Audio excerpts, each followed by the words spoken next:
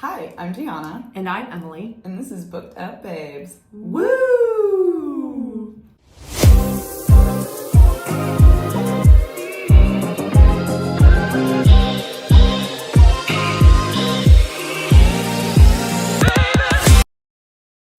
Hey everybody. Oh my goodness, Gianna's day has come. Her day in the sun. Guys, this is like one of the best days of my life. And if you can't guess what it is, which I'm sure before I even say it, most of you probably will be able to guess. But today we're talking about Throne of Glass. Yes, we are, by Sarah J. Maas. Sarah Janet Maas. Sarah Janet. Janet, this girl. Love that for her. You wrote the hell out of this series. It's a good book. It's a very good book. Yeah. I have been patiently waiting for Emily to read these books. And I knew from the second that you started reading it that you were going to absolutely love it. Yeah, I was obsessed from like the beat. Yeah. The absolute minute. And it's funny because people will always say about like Throne of Glass, they're like, oh, just get through the first book. They say the same thing about like A Court of Thorns and Roses. Yeah, You're like, which I just go agree through with. the first book. Yeah. And I'm like, the first books are good. Like, Yeah. Throne of Glass is a good book. A Court of Thorns and Roses is a good book. Like, there's a reason why people want to keep reading the series. It's because the first books are good books. Yeah, for sure. So, I don't think that you need to get through Throne of Glass. I don't think you need to get through, like, because people will say, like, oh, get through, like, the first 3 or 4 books, and then you're in. And I'm like, I was in. I'm like, these books are fantastic. What are you talking First about? 40 pages and I was in. Yeah. Yeah. So, it took me a little bit to get her in to start it, but here we are. We had to find the right time, you know? I knew this would be Yeah. a journey that I needed to have time for. And no time like the present. Absolutely. Also, it doesn't hurt that you've got some friends who are also like reading it right now for the first time. There's other people around me reading this for the first time. So we're on the journey together. This is not my first time. This I think this is either my fourth or probably my fourth time. I think this is my fourth time reading this. Okay. Yeah. Like, all right. But it's so funny because I will read this. I was reading this book and I'm like, I've read this so many times, and especially now that other Sarah books have come out. Yes. It's like, oh, I missed that. Yeah. Oh, I missed that. Or even like, I feel differently about characters that I did on my second read or even my third read. I think it's like where I was at emotionally, like when I was reading them. But I was reading this book and I was like, wow, I forgot how much I really liked this character. Yeah. Like, really forgot. So, this was like a new, I said this with Crescent City too. I was like, it was kind of like I was reading it again for the first time because I didn't like Crescent City at first. Yeah, so your second time around, you're like, oh shit, I actually like it. And now with Throne of Glass, I'm like, there were things that I missed. Yeah. Because you just get so like into the story that you just like miss them. Oh, for and sure. even when you read it a second time, you're like, well, I know it. So I can just kind of like read it. But then it's like, no. Yeah, and when you're reading to then like what we do talk about it on the podcast, you read differently. Like, I'll take more time when I'm reading a book for the podcast because I want to make sure I know what I'm absorbing so that I can properly talk about it. Because I don't want to just, when I'm reading just to read a book, sometimes I'm like, I understand enough. Whatever. Good enough. But I really, really, really I loved this book actually. I'm so excited to talk about it. I'm so excited. I mean, from the jump, you open up and she's an assassin, which is amazing. She's a great main character. Selena is fantastic. She's amazing. I knew you were gonna love her. And there's like nothing that she does where you're like, ugh. And it's so great. I love every choice she makes. I love how confident she is in herself, but also how human she still is, even though she's like, people are terrified of her. Like, jumping to the end, because you have read this book, if you're here, the fact that they have to poison her because they're so afraid of her. I know. Is like there's no other way to bring her down. Yeah. Like, that's amazing. Because she's too good. But it's the best because it's like, she's the most notorious assassin in all the land, but she has such a big heart. I know. She cares so much. Yeah. And it's like, it's so, like, she's cutthroat, but not. Like, I don't know how to explain her sometimes. She wants a puppy. She wants a puppy. She's a cold-blooded killer, and she's like, I'll take. Don't you dare send that dog to its death. I'll take him. And I'm just like, it's so funny because of who she's supposed to be, at all times. So I adore Selena. I've loved her from the start. She was always a very, very much a fan favorite for me. Yeah. For everyone. I don't know anyone who doesn't. I really, really love her. Yeah. I don't know anyone who doesn't like her. No. So. Yeah. Well, we're drinking, speaking of Selena's badassery, we're drinking the Assassin. Mm-hmm. It is a red wine spritz because they drink red wine in this, and we had to get creative. And it's also, it's red like blood. Like blood. Mm-hmm. And it's very refreshing. It is very refreshing. And it's Memorial Day weekend when we are recording this. Yeah. So, cheers to summer and cheers to killing.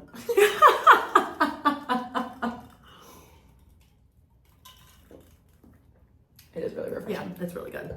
Very nice. I've never put soda water in my red wine before. No, me either. Or an ice cube. This was an experience. This was the first. We put some Aperol in there too, so it's got a vibe. Most old ladies really like wine spritzers. Yeah. I've really only given old people wine spritzers. Yeah, it's normally, when I'm bartending, it's normally an older woman being like, can you put soda water in my red wine and an ice cube? And I'm like, yeah. Absolutely. Sure can. But it's quite good. I understand them now, and I might order one day. I probably won't, but this is good. I'm gonna keep it real with y'all. We did our research, though. We figured out a good recipe. Yes, we did. And it is really nice. I think the Aperol gives it a nice, extra flavor. Yeah. We did a Pinot Noir. Mm-hmm. You don't have to. Mm-hmm. Choose whatever kind of sweet wine you want. Yeah. But we chose Pinot Noir because we know that we both like it. And also, we aren't people who enjoy, overly sweet things. No. So this is actually really nice. It's really nice. It's nice and light, and it just dances on your tongue. Yeah. Like an assassin. Swift. Light on your feet. Light on your feet. Light on those taste buds. Oh my god, look at you, girl. Oh, okay. Yeah. So let's talk about this book. Really talk about this book. The way it starts off, you jump right into it. There's no world building. There's no setting you up. You're instantly in a world. You're instantly in the world. She's being released from her prison. Prison. You meet these characters very quickly. I will say, so there's a lot of debate about this in the Throne of Glass fandom, because if you read Assassin's Blade first, there is world building. There is more to tell you. Mm-hmm. This is my recommendation, and this is also how Sarah says that you should read the books, because she stated it on her Instagram, and she also has it on her website. You should read Assassin's Blade third. So read it after Crown of Midnight, before Heir of Fire. But if you did read it before Throne of Glass, you do have some of that world building set up and stuff like that. But I actually love the fact that I started with Throne of Glass and it just jumped right in. Yeah, it does. I enjoy that. Yeah. There was no meandering around or because the world building also, I remember we talked about this with Fourth Wing. Something that was really good about Fourth Wing is the fact that you just jump in. You jump in, and it doesn't take all this time to set everything up.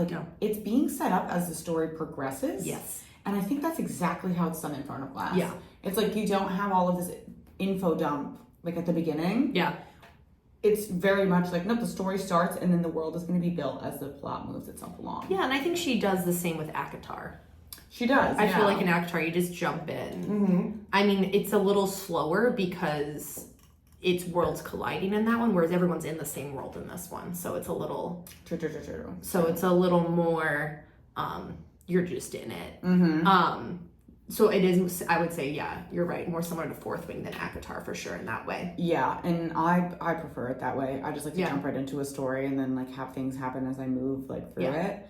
But we jump right in, and she's in Endovier. She's a slave.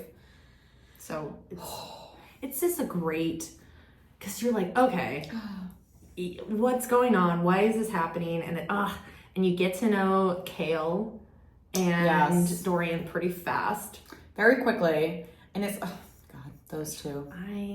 I love Kale, and we'll see how that ages. I know that loving Dorian probably ages well based on your love for him.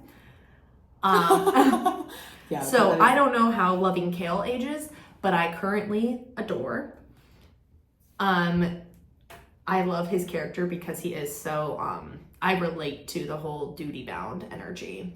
Yes, and he is loyal to a fault. Yeah. He's very duty-bound. There's like, it's pretty immediate that like, you can tell that he wants to like her. Yeah, he does. But he's like, you're an assassin. Like, I can't like you. I can't be your friend. I can't pretend to like you. Like, we are not companions in any means. Like, I am looking after you. Yeah. But you can tell that he wants to like her. Yeah, he does. He is interested in her. And if you think about it, they're so young. Oh, they're all young. They're all like 17, 18 years old. We know I love that. Yeah. I hate a giant age difference of 500 years. We'll wait a little bit. I mean, sometimes those exist and those are okay. I know I'm sure what happened in this book. I'm sure there are fae that are going to show up. They haven't shown up yet. No fae yet. So, yeah, because fae don't exist anymore. Yeah, they've been killed. Magic has been, magic has been wiped. On this continent. On this continent. On this continent, yes. This isn't like a spoiler or anything. It is known that fae do still exist. They're but just not in this kingdom. They're not on this area. kingdom. They're not on the continent as a whole. Like, they have to sail across the sea. Like, to engage with fae. Yeah.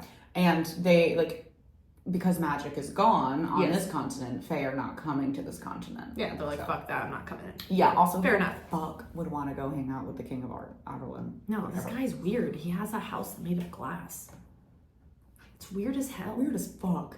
Like, why would you do that? And I love how freaked out it makes her feel. I know. She's like, I'm not going in there. You can screw. She's like, idea. I'll throw myself off of here before I go in that castle. Yeah. I love that. I love that she's just like, no, that kind of freaks me out. I'm a badass assassin, but the idea of being in a house made of glass sounds like a terrible idea. Fuck that. Well, she's even like, Selena is like, I am fearless, but there are things that I do not fuck with. Yeah. And she's like, I'll take on any challenge, but if I don't want to do that, I'm not doing it. No. Yeah. I like that about her. She is the best. Yeah. Love her so much. Yeah. And I like the fact in this book that there's like, you know, the trials for the like being the king's guard or what, being the king's champion. And they don't like, it's sometimes part of the story and sometimes they're like, oh, and a trial happened. And you don't hear about every single trial because that's not the main storyline, it feels like. There's a few that they skip over. There is. It's very briefly, but like when they had the archery. Yeah. That's a whole scene. Yeah. Well, actually, no, I think I'm fairly positive they talk about every single... She says what happens after it happened for like 2 or 3 of them. Oh, yeah. Like, definitely, like, talks about it. She kind of is like cliff notes and moves on in the story. Yeah, I mean, because some of the challenges they talk about is like when they have to scale up the wall. Mm-hmm. And the poison one. Mm-hmm. Archery. And then the final fight. So they only really, like, there's only 4 of them that have, like, genuine scenes. Mm-hmm. And then the rest of them are, like, mentioned. Yeah. Of what she had to do. All of those moments show, like, all of those, like, scenes where they do actually show, like, the challenge, they're all showing this very human side of her. Yes. Like, they're all showing the fact that, yes, she is an assassin, but she's still a person who deeply cares about other people who deserve to be cared about. Like Knox. Yep. She helps Knox. I like him. I like his character. Love him. Yeah. But... when she helps the other assassin at one point, too. Yeah. And then he helps her Yeah. with the poisons and stuff. Yeah. Remember that? Yes, I love that it's scene, like this, like, nice... I don't want to say companionship because really not, but like there's like they become like allies. There's camaraderie. Yeah, there's camaraderie. She like gets allies and stuff like that. So because Kane sucks. Oh my god. Because he's like the worst. He's bad. Yeah. He's real bad. We just like straight up evil. We just don't like it. Okay, and it's because like he is evil, but he's not. Yeah, no, he's being controlled. Yeah. And that was like a huge thing in this book where it's like, what the fuck is going on in this castle? Yeah. Like, why is this happening? What is going on? And also, who is who is the person who is in charge of all this? Yeah. You know, I did like the fact that it had a whodunit energy to it. Very like, exactly. It was very like investigate. Yeah. Because she was like, she really was investigating the shit out of, and again, not a spoiler because nothing was resolved in this book really when it came to that stuff. It was just like, oh yeah, something's going on. Yeah. And there is still more of that like investigativeness in the next book too. Okay, cool. Because obviously we know that she wins, so she becomes the king's champion. Yeah. And she's living in the castle, but she was given like, she meets Elena, who tells her like, you have to, like, this is bigger than you think it is. Yeah, it's huge. You have to rid this castle of its evil. And it was like the very first book. Like, she's like, this is so much more than you can even comprehend. So it's setting up like so much story, major things that are gonna happen. Because Elena's like, what the fuck does this have to do with me? Yeah. And Elena's like, stop pretending like you can't figure it out and figure it out. Yeah. And so there is so much set up in this book. Yeah, and it's fun because I'm refusing to read on until we recorded. Yes. Because I don't want to have future information while talking about it because I know you do, so I get to hold you back a little bit. And you want to know what? I finished Throne of Glass and I was like, I'm just gonna start Crown of Midnight, and then I finished Crown of Midnight and I was like, I have to slow down. Yeah. And right now, you guys probably can't tell because I'm keeping it cool, but there are so many moments where I'm like, nope, that was like a book. That was like a book. Shut up. Yeah. Yeah. And it's because it bleeds. It bleeds. Yeah. Yeah. And I didn't want that for myself. Yeah. And it's easier for me to not let it bleed because I'm like, okay, no, like you know that this didn't happen here. So yeah. But you can feel that there's so much to be set up. So much. Even just how her relationships with Dorian and Kale end in the end. You feel set up. Even if I don't know where it's gonna go, obviously, because I'm the clueless one here, but you feel set up at the end. Like there's yes. Everything feels set up at the end. Like there is so much, like the door has been opened and it stays open. Yeah. And like, oh, let's talk about Dorian and Cal, shall we? Okay, yeah, let's talk about them. Our babies. Yeah. I actually forgot how much I loved Kale in this book. Oh, he's amazing in this book. You love him. I love him. Yeah. I feel like his duty and like his duty-bound energy and all that is probably going to cause issues in future storylines. It's almost like a little too simple right now. But I love him. I know. It's hard not to love him. He's so resistant to her. And like when they go into his point of view as the book goes on, and you feel him like hating the fact that he's breaking towards her. And he's like, I watch her from a distance, and I don't think she's gonna do something bad. And I hate that about myself. He's like upset. He like starts to trust her. Yeah. And he's like mad about that. He's like, how can I trust this killer? Yeah. Because Kale's never killed anyone before. Yeah. Like he's head of the guard, but he hadn't before the very end. And then he kills Cain. For her. To save her. And then she's like, I remember my first kill, like it's an awful feeling. And he's like, the problem is that I don't regret doing it. Like that's what's making me upset, is that like, I'm not upset that I did this. And she helps him like really put it in perspective, because she was like, you didn't kill somebody just to kill them. Like you saved my life. Like you were doing an honorable thing. And then they have a supercharged hug. Oh yeah, supercharged. And sorry, Dorian, but you interrupted and I didn't appreciate that because I like the charged hug moment. It's fine, Dorian. You can hang out with me. I do like Dorian. I think her relationship with Dorian is almost completely opposite to her relationship with Kale. Very, very much so. I mean, because it's like you have the relationship with Dorian where Dorian is fun. Dorian is the light-hearted fun that she gets to experience. Like he doesn't treat her as anything other than like a person. Yes. He's like, I just want to hang out and get to know you. Yeah. So it's like this person that she can spend time with and not have it. Granted, it's hard for her because like he is the crown prince and she has vowed to hate the royal family forever. Yeah. So there's like this conflict there for her.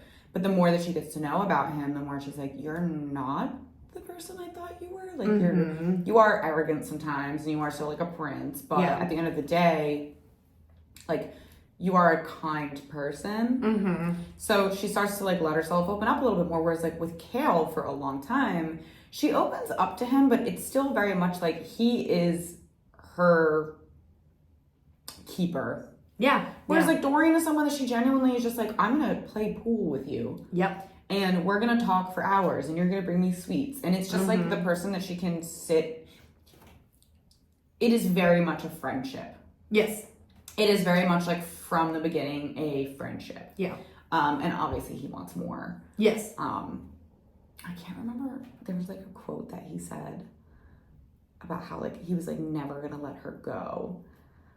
And then like by the end of the book, my first time around, I was like, oh, you do in fact have to let her go. Yeah. And like, it's like the first time really ever that he's felt something so deeply for another person. And it's like, he's the prince. So he's like, I get to have this, right? Yes. Because he's still so young. He's still so young. He's 19 or 20? Yeah. Yeah. So young. Because Kale is the oldest, but he's like 23, 24, I think Kale is like 20. I think Kale's 20. I don't remember the exact age. I think Dorian and Selena are the same age. Yes, and they're the same age, and then he's a couple years older because she does say 10 years ago when all the magic was swiped, 17. he was older for it, and he has more memories of it. So I would assume he has like a few years, more than like 1 or 2. Because she's 17. She's 17 in She's this. 17. Okay. I thought she was 18. No, she's 17. Isn't she 17 when she becomes a slave, and so when they get her, she's 18? Am I missing something? I'm trying to remember if I'm like remembering this properly, but there's something in later books where it's pointed out, like her birthday is pointed out. Okay. So I don't know. Okay. Whatever. Either way. Yeah. Kale is the oldest out of the 3 of them. Yes. Yeah. But it is so. It's crazy to think about sometimes, and it's hard to remember that they are all so young. They're babies. They're babies, but what they're going through is very adult. Very much adult shit. And you're like, oh yeah, okay. So you forget that they're children. Yeah. So you have Dorian, who still is like kind of a arrogant little prince. Yeah. Who is learning like what it means to be a leader and be a man, and also not getting everything that you want. You can't always get what you want. That's the song for this book. Yes. That's my baby. I will love him forever. No, and I really love his character, and I think I'm gonna love his character more. Right now, I just felt like his character was a lot more surface level. It is. Right now, definitely. Yeah. And I think they have an attraction to each other, but it's very surface level. Like, I think she can confide in him in a way that like makes her feel safe. And I think for the first time in probably years, she's been able to just relax around somebody. Mm-hmm. So that's really probably refreshing, and there's probably a lot attached to that feeling that she gets to have with him. Yeah, I mean, I think her feelings towards him are very jumbled, because it's like, I want to hate him, but he's actually a decent person, and like he is keeping me company, and I do get to feel the sense of friendship from him, and I'm also attracted to him, and like, oh my gosh, like, so it's very interesting, like their dynamic, and I think that Dorian goes through so much growth, but it's in like ways that you don't expect as the series goes on. Like, everything with him is very unexpected. Okay, cool. And Kale has, in my opinion, probably one of the deepest storylines. Ooh, fun. Okay. In the series. Okay. There is a lot of growing that happens for him. And that's really all I'm gonna say. Cool, that's fine. But he is. Do you remember how we talk about like, oh, people want complex characters and they get a complex character and they're like, this character's terrible. Yeah. Kale is a complex character, and we get that, and people are like, fuck him, and I'm like, hey, you wanted someone complex. Like, this person is complex. I love that. And I think that those storylines and those characters are extremely, extremely interesting. Yeah. So yeah, he's already complex. He's already complex at this point, yeah. And he just becomes even more complex. Yeah, which I think it's a good thing. But I was reading this book and I was like, wow, I forgot how much I loved you. Like, yeah, he's from really the get-go, amazing. I loved Cole. Like when she's about to, I know it's so easy to call him Cole. It's so easy to call him Cole. When I read it, I just go Cole, Kale. Cole. She corrected me quickly. She was like, it's Kale. Kale. But when he's telling her to get up, and he's reaching for the line, and his fingertips are about to touch the line, and she's reaching for him. Oh, that was a moment. I was like, I like him. That was a moment. Yeah, that was a swoon-worthy moment. Yeah, you're like. And he's like dropping to his knees. He's like, get up. Oh my God. And Dorian's like, I should have done that. And I'm like, baby, but you didn't. But you didn't. He did. And then they had a moment afterwards and you interrupted it. Rude. I'll always have your back, baby, but you done fucked up. Yeah. You can't have it because you didn't work for it. Yeah, like, oh man, like let them have a moment. They've been through something together. Seriously. Like he could have seen that and walked away and not said anything. Yeah. I was like, ooh, baby, no. No. But that's where his immaturity really shows. Like that's where the Crown Prince Dorian is showing his belief that he's like, well, I still want this, so I'm gonna, still make sure that I get it. And it's like, well, no. Yeah. Like, give them a minute. Like, give them a second. Like, they just went through something ridiculous. Yeah. And I think you'll see more in the second book. He just really bores with wanting things and understanding that he can't have them. Okay. All right, and cool. he grows a lot in the second book too. Okay, fun. Everybody grows in the second book. I mean, I feel like there's gonna be Sarah's really good at character development. Yeah. And so I can only imagine, and I know that there's more characters that come in and the story builds, the story gets bigger, and I really can't wait for all that. I think it's gonna be really fun to dive into all the because I feel like it's just this kernel and there's gonna be a bag of popcorn at the end. There's such a little amount of it has been put out so far. So this is the best series ever. Do we want to talk about the princess? Oh yeah, let's talk about Nehemia. Love her. Queen. Love her. I was very caught off guard with her accent shifting and her being able to speak their language. And not knowing that she actually was playing a role. She was kidding. She wasn't kidding, but she was very specifically deceiving people so that she could read them more. Yeah. She could get more information. Yeah. I did not see that coming when I first read this book. Oh my God, I did not see that coming. And when I was reskimming it this morning, I was like, oh my God, she also looks at her forehead a few times. Or once. It's one time, but she looks at her forehead. It's at the end.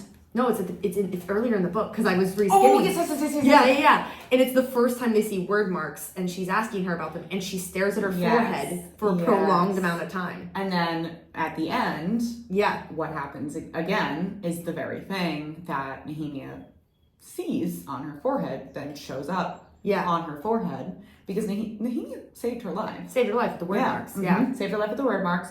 And she summoned Elena. Yeah. So it's Nehemia is you're what do you know? She knows. She knows she is the key for next book. She's what do you know? Yeah. What is it? What are you doing here? How do you know this stuff? And it's Nehemia has so many secrets. Yeah. Everybody has so many secrets in this series. So many secrets. But that's what makes a good story. It is. It really is. Yeah. But yeah, I love her character. I really enjoyed Nehemia's storyline. I really enjoyed her character. Yeah. And I loved that Selena got to have a friend. Yeah. That's so nice. It was really nice. A girlfriend. Yeah, she got to have a friend. Exactly. And someone who Nehemia was playing a role, but she genuinely cared about Selena. She genuinely wanted what's best for her and to be there for her as a friend. Yeah. So even though it came out that Nehemia was definitely keeping secrets and she's got some sort of agenda going on. Yeah. It still didn't take away from the fact that she still very much cared about Selena. As a friend and as a confidant and also just woman to woman. Lady to lady. And also victims of this kingdom. Yeah. Seriously, both of them are very much victims of the kingdom. This kingdom that they are slaves to. Yeah. Literally. Well, and I think, like, I find her character so interesting. The fact that, like, she is, like, she's crossed enemy lines. Mm-hmm. And she's kind of in a similar situation, just with, like, a higher, like, she's a princess and, like, Selena's an assassin, but they're both kind of trapped in this kingdom that they feel enemies of. And, like, that instantly connects them. And the fact that Selena can speak her language and, like, all those things and how that, like, friendship grows, and then how, like, they train fighting together. And when she hands her the staff. And, like, she chooses this, but, like, Kale also hands her his sword. I know. But you want to know what? But then when she takes the staff, he understands why. He absolutely understands it. I love that part. Yeah. And so he's so good.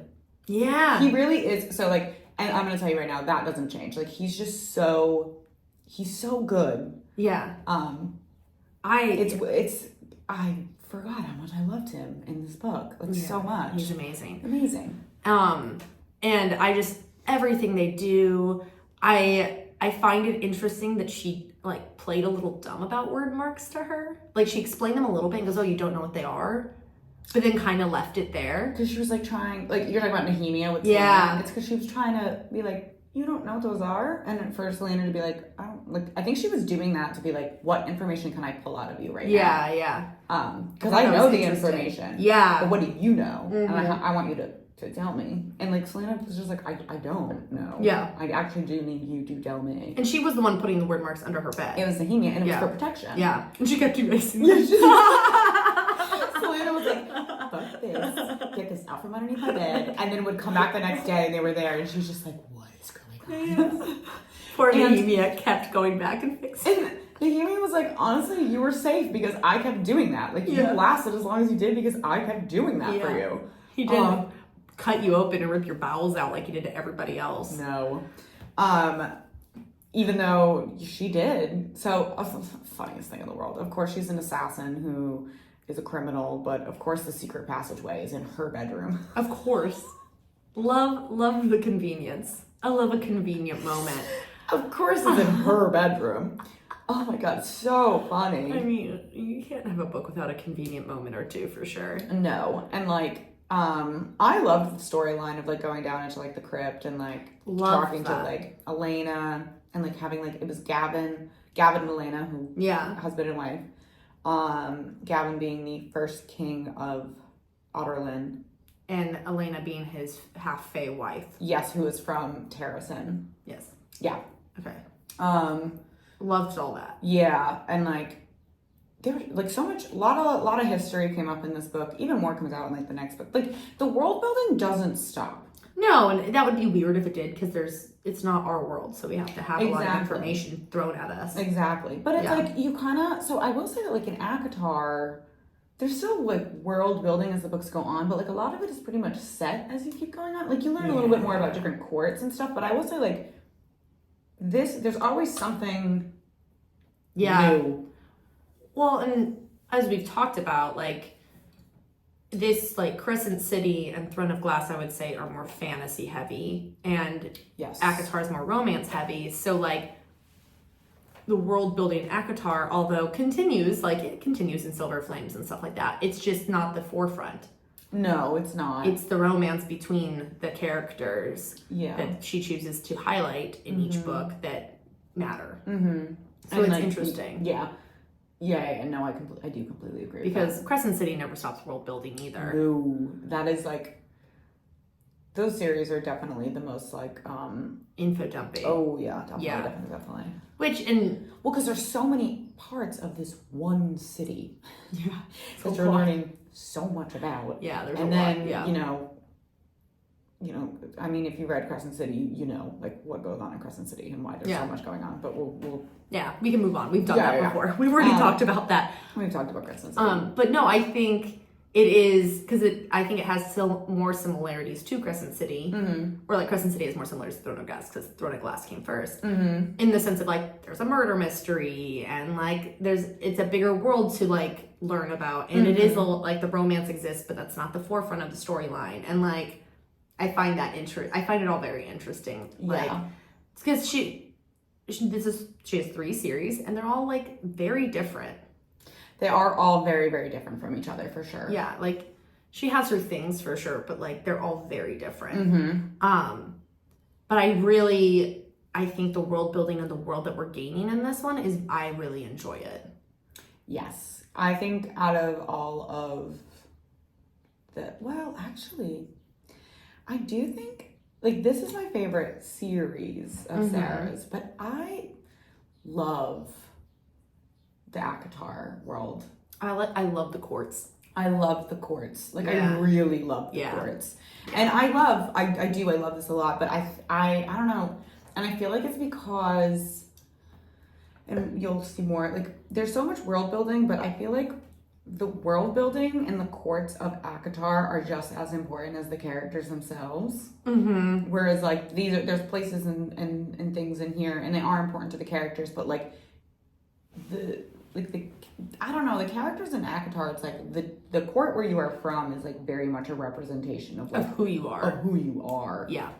So I really, really, really like the ACOTAR world. I think that's probably my favorite out of all of the series. It is a fun world. It's just fun. It's fun. It's easy to digest. It's fun. It's easy to digest. Mm-hmm. And like I said, like I like the connectivity that it has to the characters that I'm reading about. Yeah. Well, I think that's why ACOTAR is more of the gateway drug. Yeah. Oh, yeah. You know, like, because we were talking about, like, you know, Throne of Glass is an incredible series, but like ACOTAR is the more popular one. But I think it's because it is the more simple. I hate to use the word simple because it's not simple, but like the more easy to digest gateway drug to fantasy romance books. Yes. So but I do love, like, I texted her after like, I don't know, like 50 pages in, and I was like, okay, I'm obsessed. Like, I love this I'm world. loving this. And I love the fact that, like, they're like, your main character is an assassin and a morally gray female, but not really that morally gray. Like, she's kind of trapped. Like, she was picked as a kid into this world. Literally no choice. Yeah. So she actually had no choice. It was like, do this or pretty much just die. Yeah. So that's all she knows. She's not morally gray. She's perfect. She's perfect. she's my sweet Selena. She's perfect. She's a survivor. Yeah. That's literally, she's a survivor. She's a survivor for sure. I'm a survivor. I ain't gonna give up. I'm gonna work harder. I literally was gonna sing with you and all the lyrics left my brain. It's like, wait. I was like, oh, I'm not doing that. No. It's so funny. I was talking to Emily about this the other day. It's like whenever someone asks me like what my favorite anything is, oh, I can't answer. My mind will just go blank. And suddenly I'm like, have I ever liked anything before in my life? I don't know. So it's like, it also, if someone asks me like to sing a song that I know like by heart, I'm like, suddenly I can't think of it. I can't think of the tune. Can't think of anything of it. No, I'm like, wait. Yeah. Oh. I don't think I've actually heard that song ever. Sorry. Like, I know it, but I can't get it out. No. Same thing actually with books. Like, so I've read this book so many times and there's still things that I'm like, I don't remember. Oh, if, like, somebody asked me to describe my favorite book right now, I wouldn't be able to tell you the names of the characters. / also, I wouldn't give you an answer because there is no answer. Yeah, for you, there isn't. Although, for pretty much my whole adult life, I always said Pride and Prejudice. So I guess I shouldn't take it off the pedestal. I should let it live there, I guess. Yeah. So I know Mr. Darcy and Elizabeth Bennet, so I can name those characters. I really hope so. Really sad because I also watched the movie on loop. Oh my god, I think that's my favorite book. Yeah, Pride and Prejudice is my favorite book. It's like, it's on the pedestal. I mean, I don't, even if another book came along, I wouldn't take it off because it just deserves to be there. Do you want to know what's crazy? So people have been making like these videos where it's like, think about the fact that your ancestors probably loved and felt about Mr. Darcy the same exact way that you do, because like that's how bold the book is. Yeah, it was written like imagine like our ancestors like sitting there like reading Pride and Prejudice and loving Mr. Darcy. Oh my god, it's so cool to think like about. That is so cool to think about. Yeah. Like I'm like, oh yeah, obviously Mr. Darcy could get it for centuries. It actually spans. It holds up. He holds up. Yeah. He does. He does. He always will. I love that. I've never thought about that. That's amazing. It's fun. Yeah, it's so funny to think about things like that. Because it's like these books, these older books that we love. I'm like, my great grandmother probably was like, sitting on her couch reading about Mr. Darcy. Reading about Mr. Darcy being like, swoon. Yeah, right? Oh, that's cool. Yeah. That was always something I shared with my mom. My mom was a huge Pride and Prejudice lover and Jane Austen in general. So she definitely shared that with me. Yeah. I didn't have that. Oh, your mom wasn't a big romance reader? She wasn't really much of a reader. She's been reading a lot more now because I read. Yeah. So she likes the idea of reading because I read. And I know she enjoys it too. But when I was growing up, me and my brother were huge readers. But we were reading like straight up like fantasy. Like, no, my dad, you know how like there's like that thing on Instagram and TikTok where like husbands build really beautiful bookshelves for their wives? Mm-hmm. My dad did that for my mom in the 90s. We have floor to ceiling. We had in my childhood home, we had floor to ceiling bookshelves that my mom filled with romance novels. Oh my God, I need that in my life. Bodice rippers though, like the bodice rippers. Like I spent my whole childhood looking at photos of Fabio. Of Fabio? And I'd go in there and I'd be like, I'd take them off the shelf and just be like, he's handsome. Oh my God, put it that's back. so funny. I knew I was straight at a very young age, just pulling those books out, being like, I like boys. There was no question. There was no question. I was looking at photos of Fabio shirtless, ripping a corset off a woman and being like, this seems interesting and something I would like enjoy when my mom will let me. Love it. Love it, love it. That's so funny. Spend hours in a bookstore, and my mom had her little notebook and she would search, because it was pre-internet, she would search the shelves to finish series by authors she liked. Oh my God. Could you imagine? So she would have to go to multiple bookstores, and I'd sit there and she'd always buy me a book, but she would always sit there and like search for her favorite authors and be like, okay, I'm missing book 6 of this series. And then would have to go to like several bookstores and search the shelves. And so she had a little notebook that kept track of like the series she wanted to complete. Oh my God, life before the internet. Isn't that crazy? Insane. Yeah. Big core memories in my brain, sitting on the floor of a bookshelf in the romance section of a random bookstore, waiting for my mom to find the book she's looking for. You're like, that's actually where I spent most of my childhood. Yeah. It was on the floor of bookstores. So I was inevitable for me to end up here. Was it like Borders? No, they were like independent bookstores, like little independent. We normally didn't go into, because like she wanted really obscure, like she was really she had a ton of romance novels and tons of different authors. Okay. And so she would go hunting. Oh, I love that. For her book. I actually really love that. Yeah. Like a lot. Yeah. That's great. I think she still has most of her books. Oh. Yeah. Because she's reading like a lot of. Well, she's reading like 4th Ring now. I gave her 4th Ring for Christmas. She started it. We'll see. We'll see how she goes. She does like, she loves, like she read Twilight, she read Divergent, she read Hunger Games. Mm-hmm. She loves those. And so that's why I bought her 4th Ring. Love those. So that's our tangent. Tangent over. Back to Throne of Glass. Great book. Best book. This wouldn't be our podcast if we didn't have a tangent that's completely oh my gosh, of course unrelated not. To the book. 2 things have to happen: tangents and songs. Singing. And the song has happened twice, and the tangent was just the one. Yeah, so we're doing really well so far. Actually, we're crying. Another character I found interesting, and I think is just the tip of the iceberg, is Caltaine. Because I feel like she has drug addiction problems. She smokes a lot of opium. Found that interesting. Mm-hmm. Found the fact that she had a perspective very interesting. That's always like a tell, like, that's always like a... She's going to be important eventually. Yeah, that's always like a pretty significant tell. It's like, oh, this person has a point of view. Yeah. But absolutely didn't like anything about her. And every time she was on the page, I was like, you're either going to have a really great redemption arc, or you're going to be kind of like just a shitty character that somehow has a perspective. And I just keep your face straight right now. Give me your poker face. I don't know the answer. She does.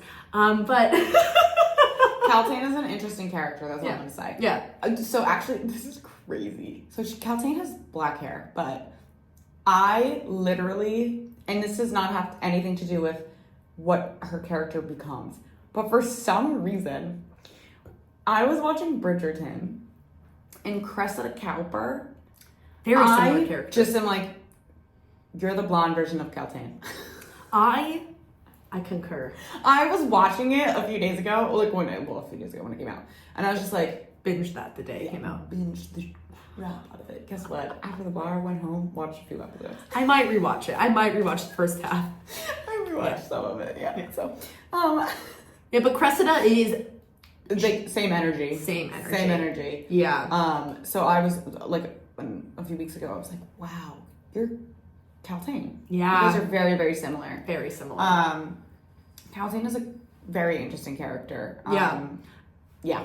And I love a multiple perspective, and I think that was something that stood out to me quickly about this series that I preferred to A Court of Thorns and Roses, that you only get Feyre's point of view for a very big chunk of the series. Yes.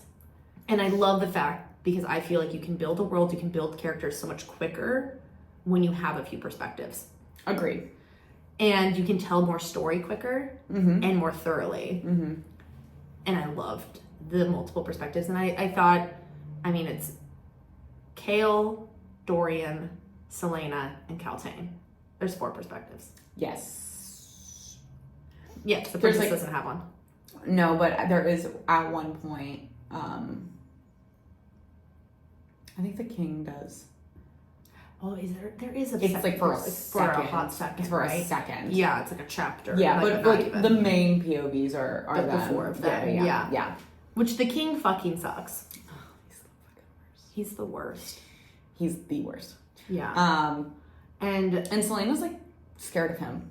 I find that like actually so scared of him. Interesting. Yeah. Well, because she is amazing, but he has power. Mm-hmm. And people with power can do a lot with they don't have to have her skill set to ruin somebody. Mm-hmm.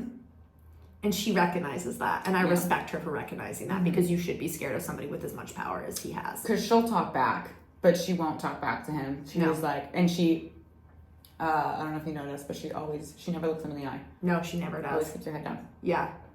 And I find that to be really intuitive and smart of her, because a lot of times in books like this, they're like feisty to the person in power. And I'm like, play your cards a little closer to your chest, please. And she's doing that, which I think is impressive. Yeah.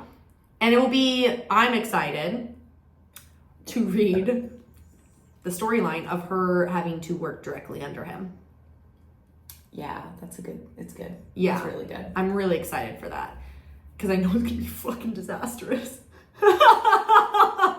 There's no way. No. Yeah. It's definitely going to be, you're going to enjoy it. Mm-hmm. You're going to be like, oh, okay. Yeah. Yeah. It's going to be a fun time. Yeah. And also, what's that Duke? The Duke, right? Duke Parrington. Yeah, fuck that dude. He's a terrible man. You know what I picture when I picture Duke Parrington? Oh, wait, go. I picture, in Frozen, the little guy with the monocle and the big nose. That's why I stopped talking, because I was like, say it, because we're thinking the same. Were you thinking the same thing? That's why I stopped talking. I was like, say it. That's exactly what we I have the same thought. Yep. No, it's him. He's like a sniveling little weasel. Yeah. Except he's like quite muscular. And like the way they described him at one point, I was like, oh wait, no, I was picturing like a little scrawny man. No, he's like actually like a big guy. Yeah. But he is like red. He has like a red face and like very red face. Like I don't know. Yeah, the way they describe his like physical face, I'm like, oh, you're not attractive. Yeah. But he's still, regardless of the fact that he's muscular and not a tiny little man, he's still a sniveling little freaking weasel. Yeah. Yeah. Yeah. I have a feeling his character is going to be very important in the next book. He's there. He's present and accounted for. He's there. Yeah, he's there. These are my one-sided predictions. With Gianna is going, okay. And it's actually so hard for me to like not say anything, because this is why I intentionally didn't read ahead either. Yeah, I wanted to keep it honest, guys. And she's doing a great job. I had to hold off because I read this book 3 weeks ago. Yeah, you did. And then we didn't have time to record till today. Yeah. So I've been holding back from reading the series, and I had to start other books, and I was like, okay, Emily, I guess you have to read another book. Yeah. Oh, woe is me. It's fine. I know, I had to stop because I'm now on Assassin's Blade, and I was like, you actually need to stop. So I had to pick up other books. Yeah. Down. I do, a story thing that I do like in this book is that at all the trials, how she has to hold back her ability. Yeah. And she's love that. She's like, fuck you, Kale. Let me just be me. And he's like, no. Yeah. I need you to be anyone but you. Yeah. Actually. Like in the archery one? Yeah. And she love was that. just like, I'm fed up with this. I'm gonna just do my best and Yeah. it's gonna be great. Yeah. And he's like, what are you doing? Yeah. And she's like, I don't care. I just don't care. Like, one of my favorite parts actually is when she tells Knox about. Yes. She doesn't tell, but she's like, hint, hint. He's like, do I know who you are? Oh shit. He's like, you're a girl? Oh, and I love that her reputation, no one knows that she's a girl and that she's young. Mm-hmm. Nobody knows anything about her. Nothing. They just know that they just know that Adarlan's assassin is a ruthless assassin, but they do not know that she's a woman and also young. So young. I love that. So young. I love It's so that. good. I also love that she's like, kind of like, and you told me that people apparently don't like this, but I kind of like that she's also kind of girly. She is. She loves her finer things. She loves dresses and going shopping and like her nice soaps and she wants to go to the ball. Yeah, she wants to go to the ball. Like she likes. I love that about her. I do too. Like absolutely, and it's because we're not all one thing. No, and it's like why? So yeah, she's a very strong, ruthless assassin, but she's also, she's just a girl. Mm-hmm. She's just a girl who has a crush, and likes dresses and wants to go to the ball and wants to be like. Yeah. She's like, I like to have fun. Mm-hmm. Like, she's like so mad that they're like, all the other people get to go and she never gets to. Yeah, she's like, why do they get to have fun? Yeah. What about me? I want to dress up and be pretty. I do love it when she goes to the ball. Yes, I do too. Like a lot. And it's so, you've got like Kale and Dorian who are both like, obsessed Kale's with her. like, here's a ring. And Dorian's like, I was waiting to dance with you all night. Oh my god, can we have a moment for the ring he gives her? Yeah. I really like that. Yeah. And then she won't tell Dorian who gave it to her. Who gave it to her, yeah. I like that story. And she wears it. She wears it. Mm-hmm. Like a motherfucker. Mm-hmm. And like Dorian drives Dorian crazy. I know. I love that so much. And I love, that's what I think why I love Kale so much in this book. And we'll see how it ages. But I love it so much because he's like the sleeper, you know? Like he's like giving her a ring, but then like also holding back, and like also like he watches her from a distance and he doesn't really trust her. I don't know, like he has like a more like subdued storyline, whereas Dorian's more in your face. Well, it's because Dorian doesn't care about her situation or who she is or the consequences. Kel does. Yeah. Kel does care. That's where his loyalty and his honor comes in, and his duty. Like he's never. His duty never leaves him. That's all I'm gonna say. Like he's always to his core. Like this is who this person is. He likes his job. He's a Capricorn. Gotta make a living. He's a Capricorn. He's a Capricorn. He cares about his success. He cares about his job. You can't fault him for that, okay? Greg and I were watching this TV show Black Sails that I don't think she'll like. No. But there's a character on there that like she gives up everything for like her success, and Greg goes, "Oh, she's such a Capricorn. I really like this character." And I was like, "That is the most Gianna thing you've ever said out loud."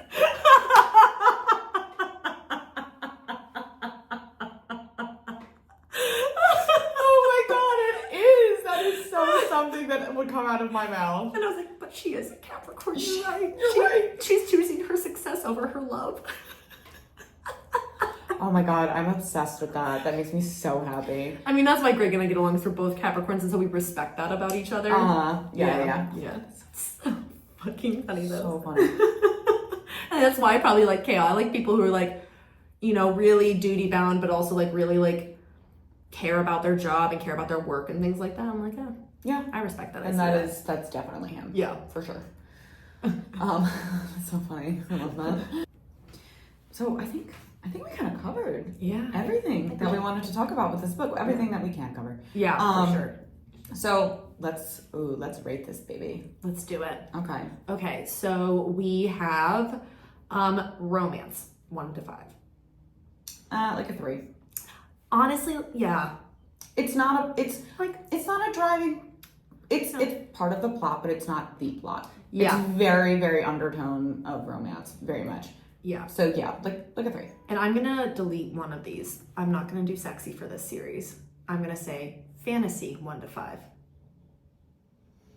Okay, I do think that we should keep sexy. Okay, we'll keep sexy. Yeah. But we're gonna add this one because I feel like... Okay, let's do it. All right, yeah. So for sexy, I'm gonna literally say 0. Yeah, for this first one. I'm gonna give it a 1.5 because there's a little tension at times. Oh yeah, there is one.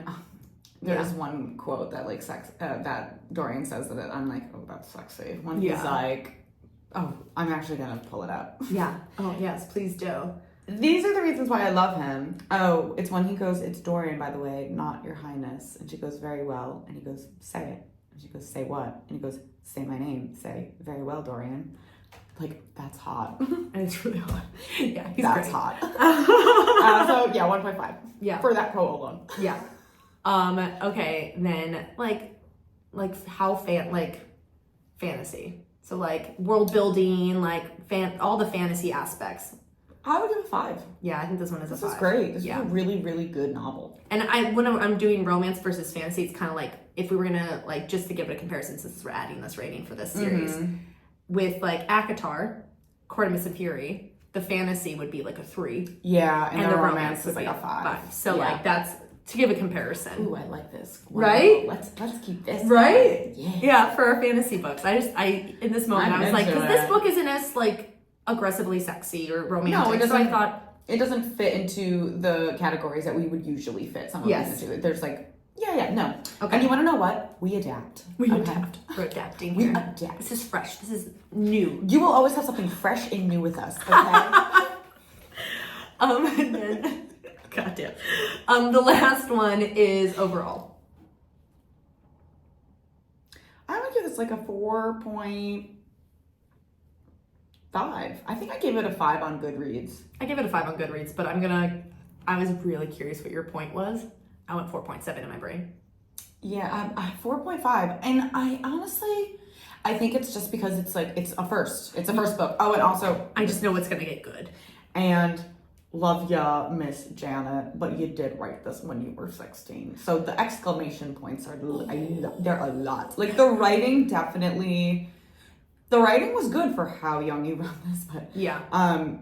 The exclamation marks you got can me. tell that it was written at a very young. The exclamation points were wild. Actually, as you're saying that, I'm going to bump it down to a 4.6 because the exclamation marks were really wild. They were I forgot wild. about that. It wasn't. You warned me about it. Yeah. And I was like prepared, and even then I was like, oh my god, there's like 3 on a page. Yeah, it's like it's a lot. Yeah, it's like me in emails when I'm trying to be nice. Yeah. You know how like women feel like they have to add an exclamation point, otherwise they're coming off as like rude. Yeah, I think that's what she was doing with like Selena. So yeah, like 4 point. Being a lady is hard. It is tough. 4.5. Yeah. Yeah, so before we say goodbye, be sure to follow us, subscribe. We have Instagram, Booked Up Babes Pod. On TikTok, we're Booked Up Babes. Yes, we are. And you can rate, review, and subscribe on wherever you listen to us, Apple, Amazon, or Spotify. Please write a rating or a review. Give us a rating, write us a review.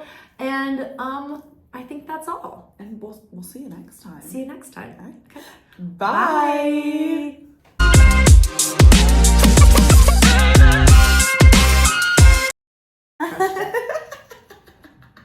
Okay. One more time. Okay.